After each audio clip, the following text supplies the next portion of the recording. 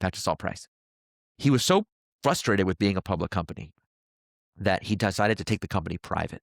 He arranged for a syndicate of investors to take the company private who were very knowledgeable about retail. So he figured they'd understand better. They were 51% owners. He was a 49% owner of the new entity that went private.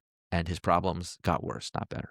Because the new board, all they wanted was conventional retail, faster growth, higher prices. They didn't understand his system. They didn't like it. I think actually perversely, they understood something that he never did. They understood that precisely because his system was so trustworthy, he could betray his customers and they wouldn't know it. And this is the real dilemma of our time. And we're teaching people that success will give them the freedom, the power to make things the way that they want without realizing that success makes you a target. The more successful, the more valuable it is for someone to steal it from you.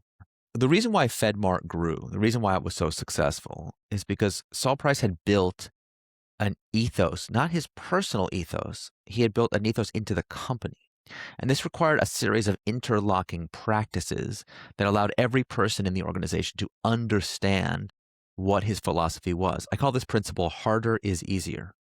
So on the one hand, people have to do a lot of extra work. There's all these funny stories about how uncompromising Saul could be.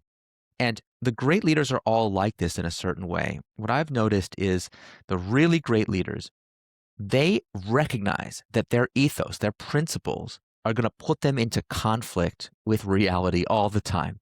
It would be a lot easier, to raise prices. It would be a lot easier to, take a free lunch from a supplier from time to time. It would be easier not to put up the ads telling your customers to leave your own store and go to your competitors.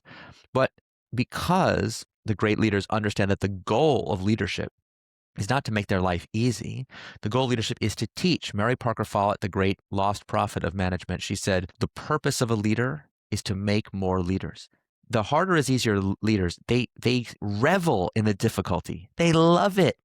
The fact that it creates these conflicts creates teaching opportunities, more and more and more opportunities for them to, first of all, demonstrate through their actions that they're really committed to their principles, and opportunities for others in the organization to start to internalize those values. And anytime if you do this often enough, you'll start to notice the misalignments. You're like, oh, I see. I'm paying this person to okay, good. Fix that. And okay, fix that. And it allows them to go deep, deep, deep into their own organization to really bring it into alignment.